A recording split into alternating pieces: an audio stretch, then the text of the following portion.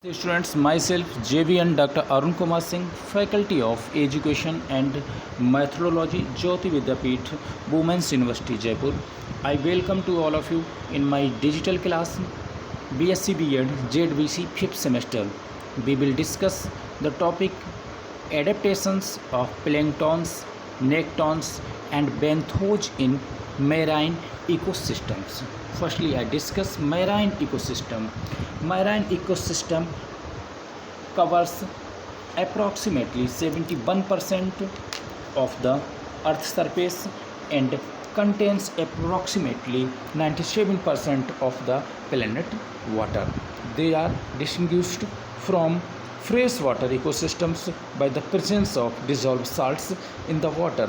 Approximately 85% of the dissolved materials in seawater are sodium and chlorine. Seawater has a average salinity of 35% per thousands of water.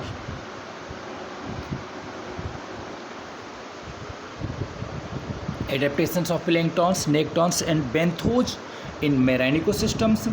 Firstly, zooplanktons, Greek words zoo means animals, planktons means differs. Floating or weakly swimming animals that rely on water currents to move any great distance. Okay, zooplanktons. And next, nanoplanktonic flagellates characterized by either a long tail used for swimming flagellates or by hair-like structures called cilia. Cnidaria contains the colonial siphonophores and siphophores. Okay, and next, rotifers. Most are non-motiles. About zoo species are holoplanktonics. Rotifers eat bacteria, detritus, other rotifers, algae or protozoa. Rotifers are highly efficient reproducers. Next, Chaetognatha. Aeroworms are mostly holoplanktonic and are abundant worldwide. Next, marine gastropods. Larvae of benthic molluscs usually found in coastal water, including heteropods or pteropods. Copepods.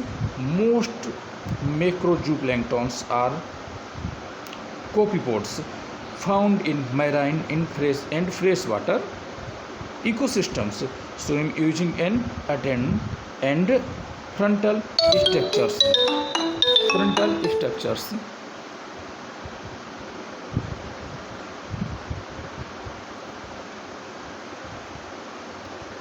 Polychaeta, class of annelids worm, generally marine.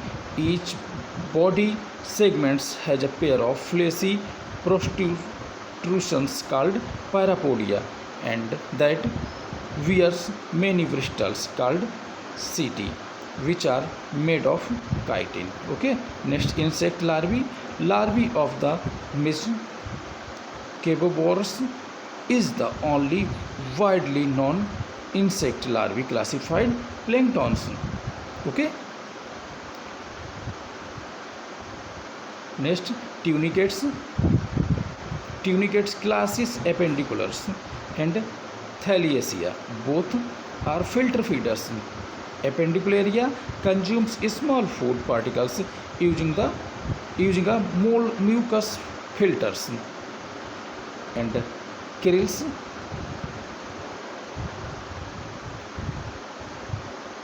Benthos.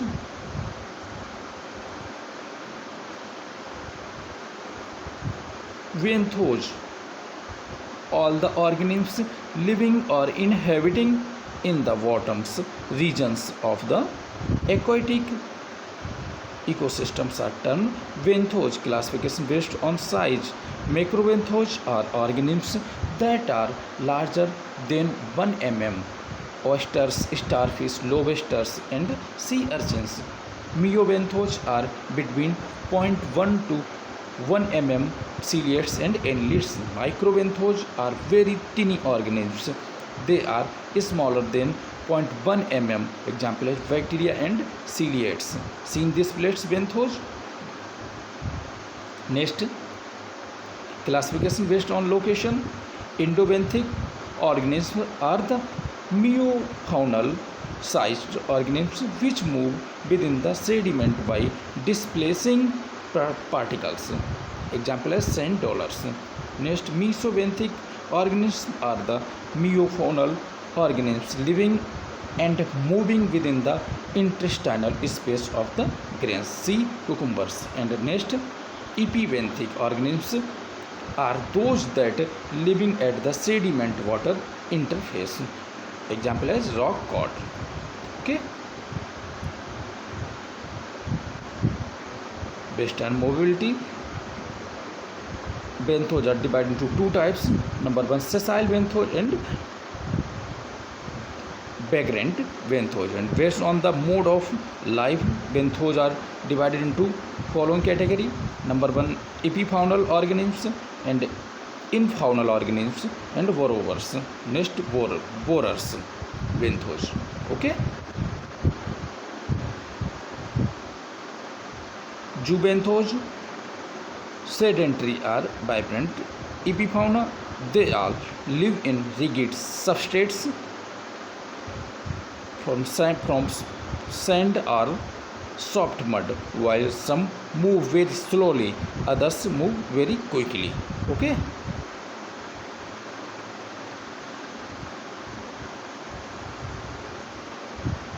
Sessile epifauna, many organisms are attached to the substrate throughout their maturity and have no mobility at all. These include brachiopods,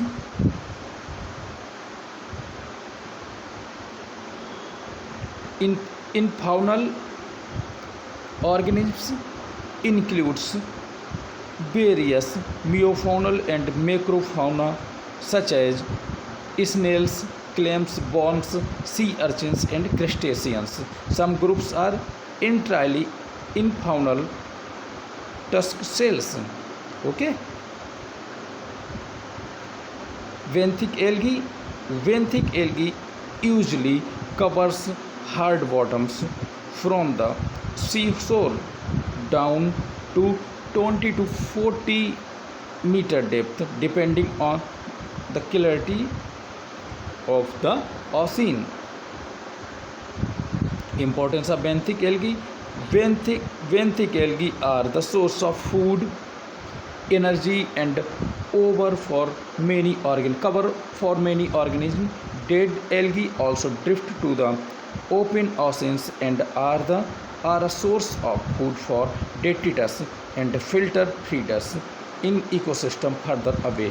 In this way, the productivity of the benthic algae in shallow waters directly or indirectly affect the efficiency of the entire marine ecosystem. The algae covers the notable zone. Different species adapted to different depth or are pushed by competitions into marginal zones. In general, physical factors such as air temperature, salinity, drought controls what species can live in the upper parts of the seashores. What biological factors such as competitions and grazing control the species compositions further down in the oceans. Groups of benthic algae. Benthic algae are generally split into three groups: green algae, brown algae, and red algae. Species from all groups occurs in various depth, but in general the green algae are most common in the upper parts of the shore, brown algae in the lower parts of the seashore and shallow waters, parts of the oceans below that the red algae are the most common. Okay, thank you, students.